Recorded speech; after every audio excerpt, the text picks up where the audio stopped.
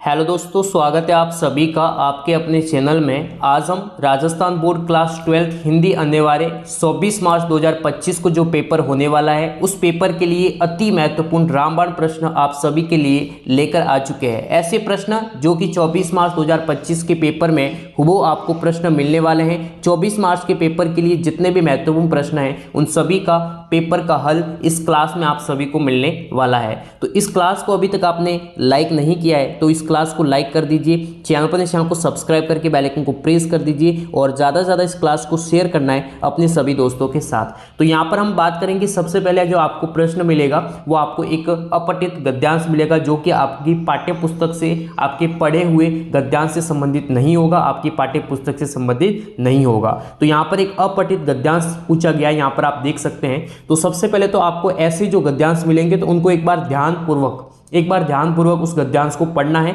और ये गद्यांश भी हुबहू जो है आपको 24 मार्च 2025 के पेपर में देखने को मिल सकता है, क्योंकि ये पेपर रामबाण है। इस पेपर में जितने भी प्रश्न हैं, जो चाहे पाठ्य पुस्तक के हो चाहे ग्रामर से हो, जितने भी प्रश्न हैं वो भी क्या है, रामबाण है।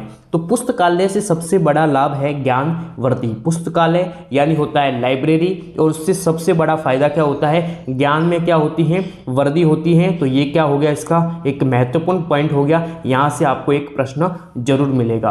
मनुष्य को बहुत थोड़े शुल्क के बदले बहुत सारी पुस्तकें पढ़ने को मिल जाती हैं। वह चाहे तो एक ही विषय में की अनेक पुस्तकें पढ़ सकता है, दूसरे उसे किसी भी विषय की नवीनतम पुस्तक वहाँ से प्राप्त हो जाती है। यानी अब इसके बारे में जो ये गद्यांश है उसका जो मुख्य जो बिंदु है वो क्या है, पुस्तकालय है। यानी आप इसका जो शीर्षक क्या हो जाएगा, पुस्तकालय हो जाएगा। अब इसी के बारे में यहाँ पर बात की गई है। तो सबसे यहाँ पर पहले बात करेंगे पुस्तकालय की सबसे जो बड़ी उपयोगिता है वो क्या है। तो यहाँ पर इसका जो पहली हमने लाइन में इसका आंसर देखा, मनुष्य की किसकी वर्दी से है, ज्ञान वर्दी से है। तो ये इसका क्या हो जाएगा, आंसर हो जाएगा। यानी आप आसानी से गद्यांश के जो प्रश्न है वो इस प्रकार से आप हल कर पाएंगे। मनुष्य के लिए पुस्तकालय का योगदान नहीं है तो पढ़ने की रुचि उत्पन्न करने में, अवकाश के क्षणों में सच्चा साथ देने में, उपदेश और मनोरंजन के रूप में, अमानवीय बुराइयों को उभारने के रूप में। ठीक है, तो यहाँ पर आपको इसका भी आंसर आपको इसी गद्यांश में मिल जाएगा। ठीक है, पुस्तकालय जो है शब्द दो यहाँ पर शब्दों से मिला हुआ है। देखिए पुस्तक, ठीक है, पुस्तक प्लस आलय यानी क्या होता है, पुस्तक का घर। यदि इसका हम हिंदी अर्थ देखें, यदि इसको संधि विच्छेद करके हम इसका हिंदी अर्थ देखें तो क्या होता है हिंदी अर्थ, पुस्तक का घर, आलय यानी होता है घर, पुस्तक। दो शब्दों के मेल से बना हुआ है और इसमें जो प्रयुक्त जो संधि है वो कौन सी है, तो इसमें व्यंजन संधि है, ठीक है, दीर्घ संधि है, विसर्ग संधि है या फिर अयादि संधि है। इसका आंसर आपको कमेंट करके बताना है। ठीक है, इसका आंसर अभी आप कमेंट कर सकते हैं या फिर इस क्लास को एंड करने के बाद भी आप जो है बाद में इसका आंसर कमेंट कर सकते हैं। इसका आपको आंसर करके बताना है। ठीक है, 24 मार्च 2025 के लिए हिंदी का पेपर बहुत ही महत्वपूर्ण है। ये पेपर आप सभी के लिए रामबाण साबित होगा। इस पेपर से 100% आपको प्रश्न मिलने वाला है। ठीक है, उपयुक्त गद्यांश का उपयुक्त शीर्षक क्या है, तो यहाँ पर पुस्तकालय का महत्व, पुस्तकों की उपयोगिता, सच्चा साथी, ज्ञान का भंडार, पुस्तकालय का महत्व, ये जो यहाँ पर क्या होगा, इसका उपयुक्त शीर्षक होगा। देखिए एक बात का आपको विशेष ध्यान रखना है, एक गद्यांश की कई शीर्षक हो सकते हैं। ठीक है, एक शीर्षक नहीं होता, किसी गद्यांश का एक शीर्षक नहीं है। एक शीर्षक कैसा शीर्षक होता है, उपयुक्त शीर्षक होता है, जो प्रमुख रूप से मेजर टाइटल होता है। लेकिन बहुत सारे शीर्षक हो सकते हैं, लेकिन आपको उपयुक्त शीर्षक का चयन करना ही आपका सही आंसर होगा। पुस्तकालय का महत्व, अवकाश के समय में हमारा जो सच्चा साथी है वो कौन होता है, पुस्तकालय होता है, विद्यालय होता है, खेल का मैदान है, या इनमें से कोई नहीं। ये भी आप आसानी से दे सकते हैं इसका सही आंसर। अब हम बात करेंगे अपठित पद्यांश की, यानी फर्स्ट आपका अपठित गद्यांश आएगा, उसके बाद आएगा अपठित पद्यांश। तो हिंदी के पेपर के लिए महत्वपूर्ण है दोनों ही। इन पद्यांश को कैसे हल करेंगे, आगे हम पद्यांश और गद्यांश की व्याख्या को कैसे हल करेंगे। तो इस पेपर में, इस क्लास में आपको संपूर्ण हिंदी अनिवार्य के संबंधित संपूर्ण आपको यहाँ पर नॉलेज मिलने वाली है। इस क्लास को देखने के बाद आपके लिए हिंदी अनिवार्य का पेपर बिल्कुल ही आसान हो जाएगा। आप बहुत ही अच्छे मार्क्स जो है लेकर आ पाएंगे। तो यहाँ पर अपठित पद्यांश को आपको क्या करना है, ध्यानपूर्वक पढ़ना है। तो आप एक बार इसको जो है यहाँ पर एग्जाम में क्या करेंगे, एक बार पढ़ लेंगे, चाहे कोई भी यहाँ पर अपठित गद्यांश हो, अपठित पद्यांश हो। तो देखिए यहाँ पर इस पद्यांश में कवि ने किस महापुरुष के भावों का उल्लेख किया है। तो सबसे पहले तो हम पढ़ेंगे इस पूरे के पूरे यहाँ पर पद्यांश को। तो देखिए, कातरता चुप्पी या सिक्के या हारा हुआ की खोज, जहाँ भी मिले उन्हें प्यार से सितार पर बजाऊंगा। जीवन ने कई बार उकसा कर मुझे अनलंघे सागर में फेंका है, अंगन भट्टियों में झोंका है मैंने, वहाँ भी ज्योति की मशाल प्राप्त करने के लिए यत्न बसने के नहीं। ठीक है,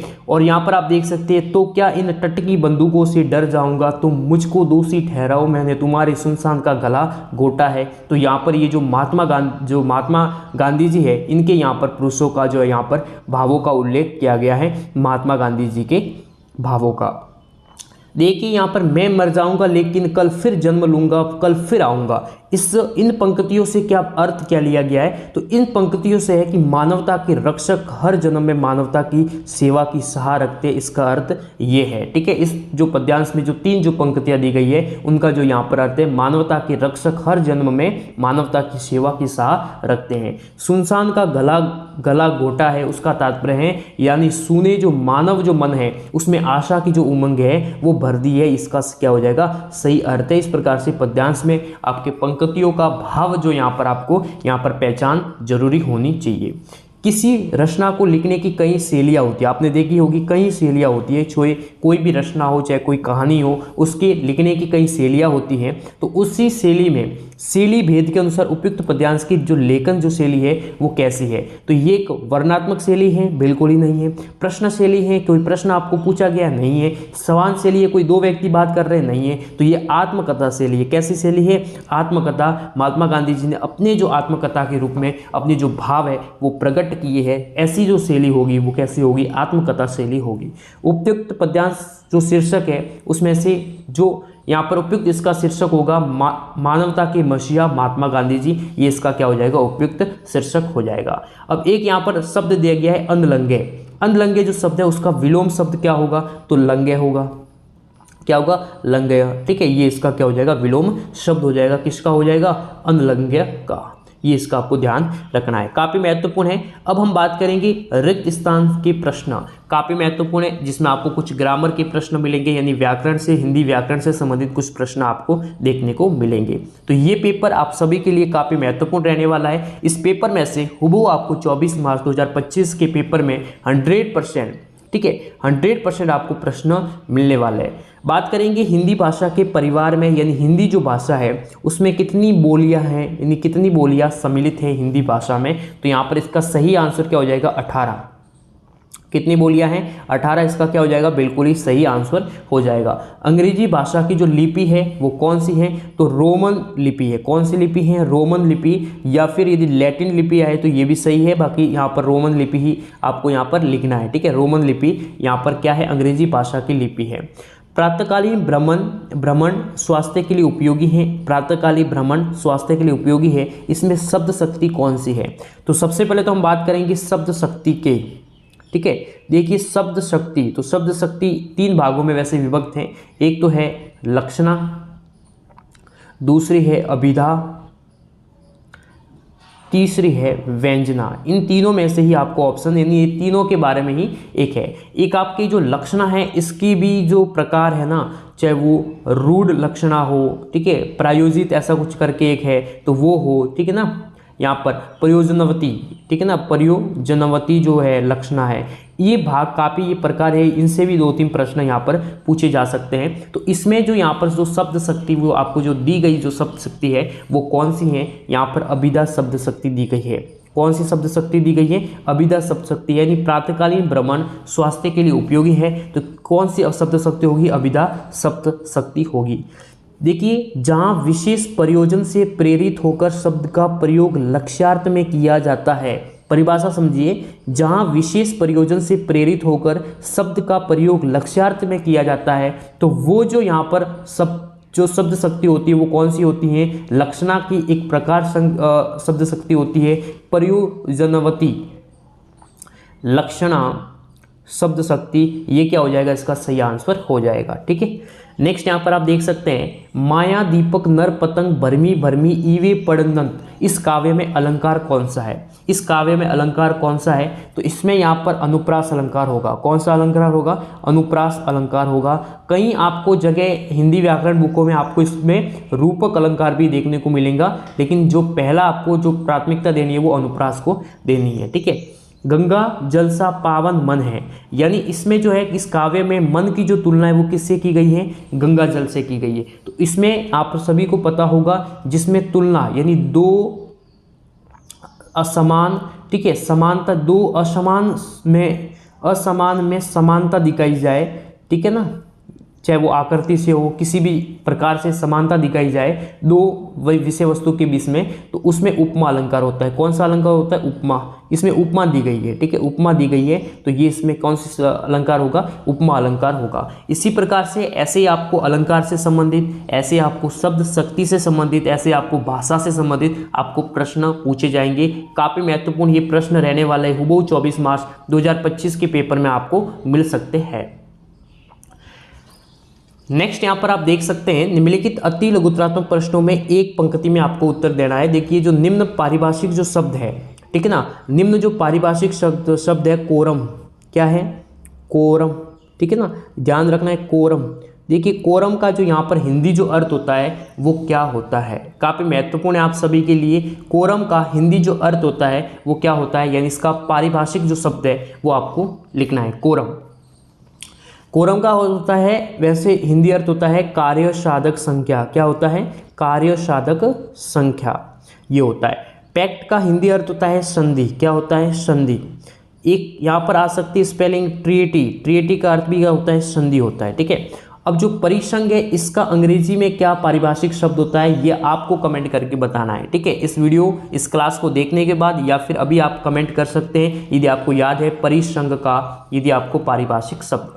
अब हम बात करेंगे फीचर का प्रारंभ कैसे होता है। देखिए फीचर आपने पढ़ा भी होगा, काफ़ी महत्वपूर्ण है और यहाँ से 2 से 3 प्रश्न आपको फीचर से मिल सकते हैं। तो इसकी जो शुरुआत होती है वो कैसे विषय से होती है? दिलचस्प व प्रासंगिक जो विषय है उन विषयों से इस प्रकार की क्या होती है? फीचर की शुरुआत होती है और वही कहते हैं फीचर कहते हैं। ठीक है ना, तो इसका प्रारंभ कैसे होता है? इसका आंसर आपको एक पंक्ति में देना है। दिलचस्प व प्रासंगिक जो विषय है उससे इसकी शुरुआत होती है। कवि बनने के लिए लेखक आनंद यादव ने किसे गुरु बनाया है? काफ़ी महत्वपूर्ण प्रश्न है। ऐसे ऐसे प्रश्न आपको हुबहू एग्जाम के पेपर में मिलने वाले हैं। ठीक है, डायरी के पन्ने पाठ के आधार पर एन की प्राकृतिक जो प्रेम है उसका वर्णन करना है। 1 नंबर का आपको प्रश्न है, तो इसमें 2 से 3 पंक्ति आप लिख सकते हैं। वर्णन में आपको ज़्यादा पेज भरने की आवश्यकता नहीं है क्योंकि इसका मार्किंग देखिए और शब्द सीमा देखिए। अति लघुत्रात्मक प्रश्न है जिसकी शब्द सीमा 20 से 30 शब्द हो सकते हैं अधिकतम। कितने? 20 से 30 शब्द सीमा। देखिए एक बात मैं आपको बताऊँ, हिंदी में विशेष तौर से आपको ध्यान रखना है, ठीक है ना, विशेष तौर से हिंदी की मैं बात कर रहा हूँ। हिंदी के पेपर में आपको लिखने का तरीका आपको ध्यान रखना है। जितना आप आंसर को सटीक लिखेंगे, जितना आप आंसर को सटीक स्पष्ट रूप से देंगे, ठीक है ना, इसमें आपको किसी प्रकार की कोई लिखावट नहीं करनी है। ठीक है ना, इसमें आपको किसी प्रकार ये अपने काम का नहीं है। सेकेंड लाइन हमारे काम की, इसमें आपको प्रश्न की सिक्वेंस आपको डालनी होगी कि प्रश्न संख्या क्या रहेगी, 1 रहेगी 2, और इसमें भी यदि 1 2 है, ठीक है ना, ये जो यहाँ पर आपकी जो दिख रही है मार्किंग ये इसके अंदर आएगी, यहाँ पर आपको लिखना होगा। ठीक है ना, कि 1 का उत्तर ये है, इस प्रकार से। ठीक है, तो आपको इनका जो आंसर है ना वो आपको सटीक लिखना है। ठीक है ना, सटीक आंसर लिखने की कोशिश करनी है। जो पूछा गया है वही लिखना है। आपको रामायण महाभारत का जो यहाँ पर नहीं लिखनी है। ठीक है ना, आपको जो सटीक है आंसर वो लिखना है, स्पष्ट आपको आंसर लिखने की कोशिश करनी है। अब हम बात करेंगे खंड ब, जिसमें यहाँ पर हम बात करेंगे सबसे पहले कि भारत में इंटरनेट पत्रिका का प्रारंभ किस प्रकार हुआ, संक्षेप में लिखिए। इसमें आप 4 से 5 स्लाइड में इसको एक्सप्लेन कर सकते हैं अपने शब्दों में।